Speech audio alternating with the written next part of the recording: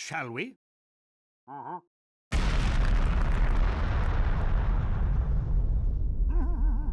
Yo, what's going on, everybody? Ownage here. Today we are going to be discussing the tweaked classes of the Gun Mettle update and what I think of them, my opinions on them, and your opinions on them most importantly, because I'd like to see your opinions on them as well. And I know the Gun Mettle update has been out for a while, but I still want to know your opinions on it because I haven't made a video on it. And in the future, I may be making a tweaked weapons video discussing from the Gun Mettle update all the weapons that were changed from it, because there were a lot of weapons changed in it, I gotta admit. So let's move on to the tweaked classes. The big man known as the Heavy. The one thing that was changed for him was minigun damage penalty on level 2 and level 3 sentries slightly decreased. Level 2 sentry resistance changed from 20% to 15%, and level 3 changed from 33% to 20%. Now that is really good for Heavy, because he's got a big gun, you know, he can take out sentries easier now. So it makes more sense to me now, you know. The Heavy's supposed to be a tanking class, you know, he's supposed to be good. He's got the big gun, not like the Heavy with the Spy with the dead ringer when he could just tank everything. And he's skinnier than the Heavy, you know, if you know what I mean. Anyway, let's move on to the Engineer, the builder for Team Fortress 2. And one thing I'd just like to say is, the biggest changes, the class changes, were for the Engineer and Spy, and that's hinting towards the Spy vs. Engie update. I'm not going to say anything any more than that. I don't want to disappoint anyone. But one of the changed things were construction boosts, wrench hits, redeploys from multiple sources is now additive instead of multiplicative. So when you're hitting the sentry from multiple sources, meaning multiple engineers, all the engineers hitting your sentry at once, it'll build a lot faster. You know, it makes more sense to me. And calculations are based around a 1x base building speed.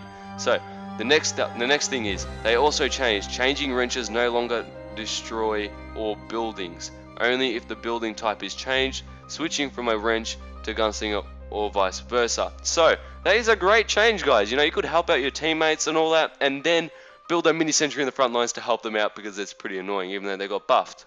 So yeah, that's a really nice change for the Engineer, for all you Engineers players. Now, the next change is increased base wrench construction speed on hit, boost by 50%.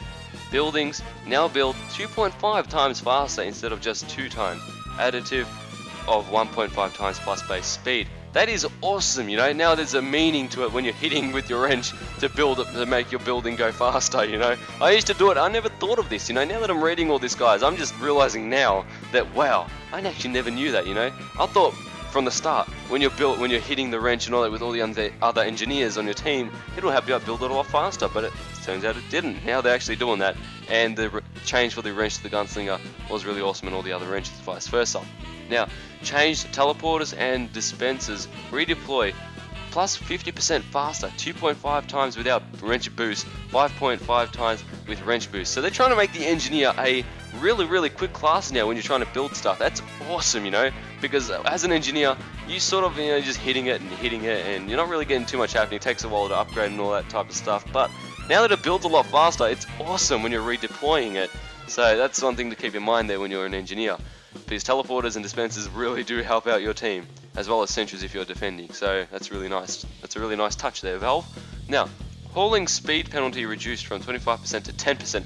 That is insane, guys. That's awesome. I love that change, because now when you're carrying something, you're running a lot faster to the battle. You can keep up with the cut if you're steamrolling a team. If you're steamrolling a team on control points or whatever, you can keep up with your team. Pick it up and go. Moving out, you know, moving that gear up. And the minus change was building repair costs increased from 20 metal to 33 metal to repair 100 HP per wrench hit, from 5 HP per metal to 3 HP per metal. So it's more ideal to use the Rescue Ranger now than the wrench, because when you're hitting with the wrench, you're not going to be repairing it as much as the Rescue Ranger does. So that's that. Now let's move on to the Spy, one of my mains. The changed was the revolver's reload animation no longer is sort of flicks it up in the air so you can't see where your crosshair is or wherever you're aiming, and then back down. He sort of flicks it out and rolls it back in. That is a really nice change. I really love that animation, that reload animation for all the revolvers. Now, the next thing that's changed is changing to a new disguise now only takes 0.5 seconds instead of 2 seconds. that is awesome, because as a spy, when you're disguising, they'll see you disguise. Now, you can go invisible, quickly disguise, uncloak, and they'll be like, if you're the pyro and you disguise as a spy, you'll be like, where did the pyro go? You know, that's not a spy. The spy is on our team because you disguise as a spy. You know, it's pretty awesome, that change as well. Added while invisible. Spy receives 20% less damage from all damage sources. That is insane as well. It's everything from this update is pretty much awesome, guys. Like for that part, guys, the invisibility part where you get less damage from sources is good, is really good, because well, if you're getting shot at, you're not gonna die instantly from a direct hit or whatever. You know, you'll take more damage when you're invisible because you can't fight back when you're invisible. That makes a lot more sense to me than when you're invisible and you can't hit back and you're just taking more damage. You're taking the same amount of damage or whatever it was. So that's a really good touch there too. Now, while invisible, Spy has reduced timer on debuffs, Fire, Girardi, Milk, Bleed. That is awesome as well, from the Girardi guys especially and Mad Milk, because you can really reveal a Spy there. But however, if you're the scout trying to fight the Spy and it goes off, that's bad for you because you can't find him anymore. But it gives the Spy more survivability rate to run and hide when the Girardi runs away, off him. So yes, and the decreased revolver damage penalty on sapped sentries from -66% to 33%. So you can no longer sap it and then just destroy it with your revolver. Just go bang, bang, bang, and it dies. You know, you're gonna be taking there a lot more time while it's sapped. That's what you're gonna say, while it's sapped, not when it's not sapped. So those were the changes for the classes, and now one of the other changes were the gameplay changes, and they were really awesome, guys. Now, one of them was the weapons when you drop, you can pick them up now for each class. You know, that's really awesome. I really love that they're taking that feature from, well, CSGO people are saying, but it could be from Call of Duty, it could be from whatever. You know, you can pick up weapons in other games, but they're bringing that to Team Fortress 2. That's really nice. And as long as it's for your class, you're not going to be a spy picking up a minigun and going invisible and just readying up behind someone, just destroying them. You know, that's not going to happen. You know, now. And when you destroy someone, guys, they will drop a ammo box, and that is a lot better than just picking up ammo from the weapons, because you're gonna have to look for the weapons. Now you'll actually find a crate on the ground, and it's more visible to me, not just a weapon that's rolling away. You know, it's just a lot more better to me. So now let's see.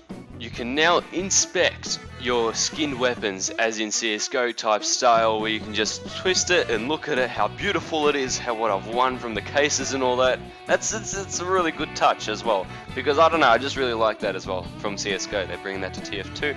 They're calling it the TF2 update. However, people are starting to just concentrate too much on the skins, in my opinion, guys, and not on the maps, their balance changes, everything else. You know, don't focus on too much of that. I mean, that's a big change, you know, but it's not the main part of the update, I think, anyway, in my opinion. Let me know what you guys think of that down below. And random damage spread is off by default. That's really good. That's awesome. And auto reload is on by default. That's really good. But I have mine off by just pushing R to reload, because I don't want to be rocket jumping and just reloading in my face and then trying to rocket jump again. You know, I want to reload when I want to, but you can change that in advanced settings or wherever it is, right? Now, updated various weapon descriptions to better detail the weapon's features. That is awesome, because the flare gun, guys, it didn't say what it did. It just said flare gun level 1 or whatever it is. Right now it says on burning players it'll crit people. That's what I want to see. I want to know what I'm using. You know, for new people, they wouldn't know. They'd be like, this weapon just shoots a flare, you know, to put them on fire. But now they know, so that's awesome. Now those were all the tweaked weapons of the Gun Mettle update and the gameplay changes. So let me know what you guys think down below of this update. I really think it is awesome, you know, just to see Valve doing this, balancing everything and all that. But the balance will be talked in another video if you guys want me to. So hope to see you all in the next one.